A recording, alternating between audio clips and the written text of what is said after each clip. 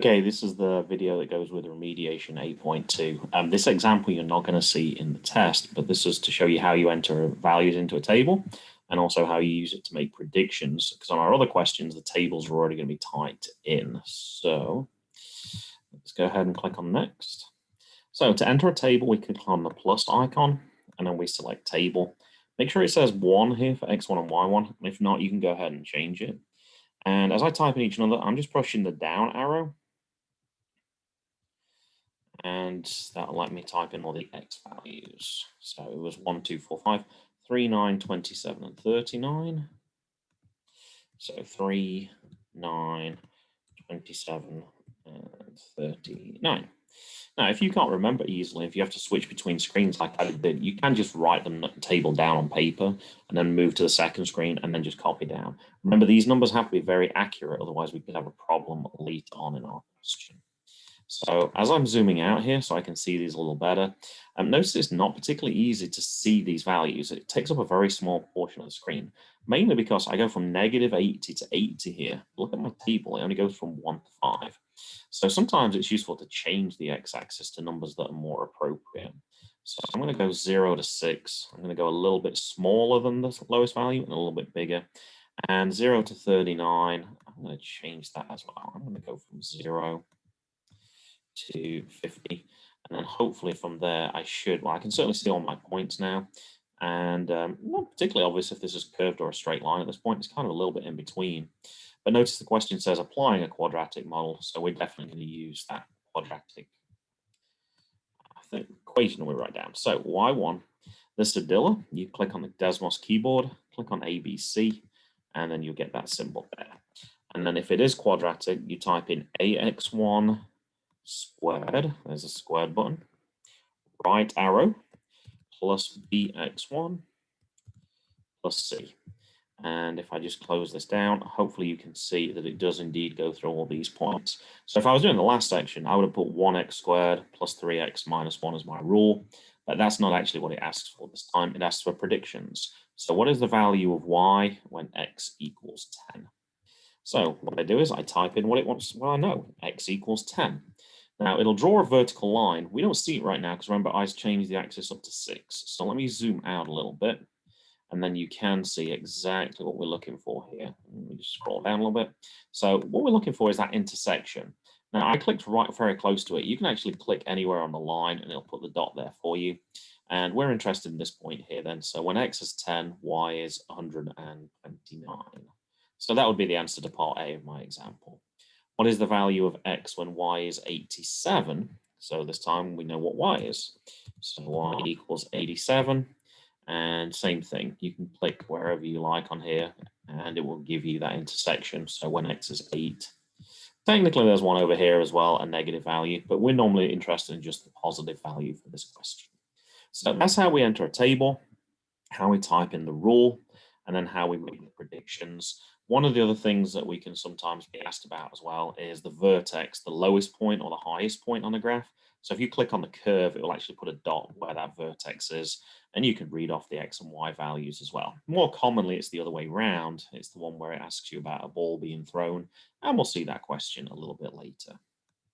So I'm moving on to question 3. If you need to pause the video to read the question, you can certainly do so. The curve are best fit to estimate the water level at 35 seconds. Notice that seconds is the value on the x. So I'm going to be typing in x equals 35. I already typed in my values. I already typed in my rule.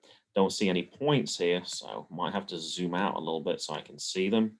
There we go. Now we can see the table much better. So it said for 35 seconds. You can see my line is drawn, and then you just click on where that intersection is to find the answer. Another table. This time we got 4 and question mark. It asks what is the value of y when this value is 4, basically. So let's go to the table. Now, if you put question mark here, it will actually say error. So you have to delete the question mark, and it will draw everything else, as you can see. You can see those points very nicely on here. You can zoom out a little bit more if you need to. Perhaps drag it down a little bit, but there we go. We're looking pretty good for this one. So I'm looking for when x is 4. I want to know what this y value is. So very similar to what we did previously. Type in x equals 4. Scroll around if you need to so you can find where they intersect, and then you can just click on that intersection to find that answer. Here's a question about a ball being thrown. Approximately how long does it take the ball to hit the ground? So as we have an equation this time, there's no table to type in. We just type in the equation. If we need to, we can certainly go ahead and zoom out a little bit so we can see this a little better. I always like to see the top of the graph. There we go. That looks a little bit better. So how long does it take to hit the ground? So this is the path of the ball right now. So it's going up and it's going down. Now it looks like it continues down through here, but this is actually the x-axis is kind of like your ground. It's height 0. So the ball wouldn't really continue down. It would actually just continue and it probably bounce probably.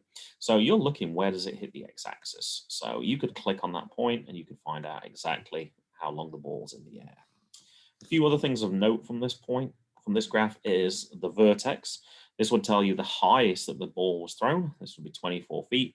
And actually when it happened, 3 seconds. So time is always going to be our x-axis and y is always going to be our height. Because if I measured your height, you would stand upwards. So you would measure the same thing that way. You can also see right at the start, time 0, we have 6. That's probably the height of the boy. Now, if you throw a ball up in the air, you don't normally throw it with the ball touching the ground. So you can also read that value off from there as well, if necessary. Another table.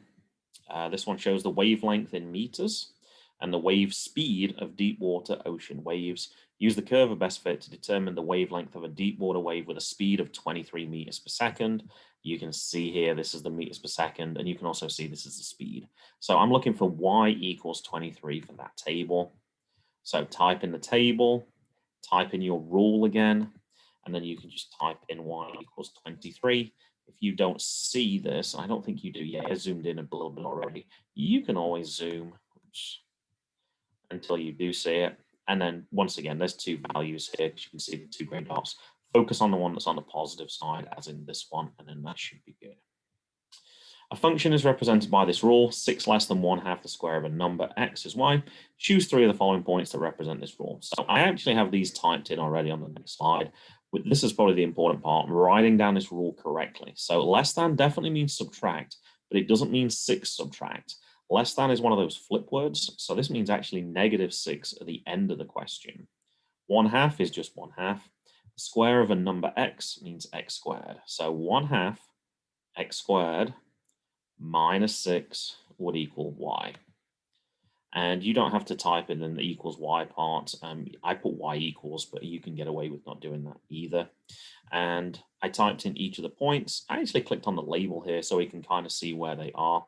If you click on the dots, I think when you type them in, the dots are automatically on. And all you're looking for is, does it lie on the line? That's what it means if it follows the rule. So the first one you can clearly see does not. 2, 4 up here, you can clearly see does not either. -2, -4, there we go, that one does. 0, -6, same thing. 4, 2, you could clearly see lies on the line as well. And if I just scroll down a little bit, you can see the last one does not lie on the curve. So that would be the 3.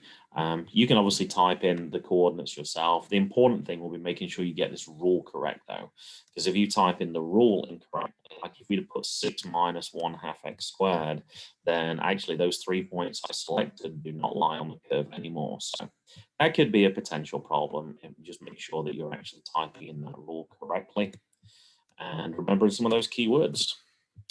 That does it for this video. That should help you to do the remediation for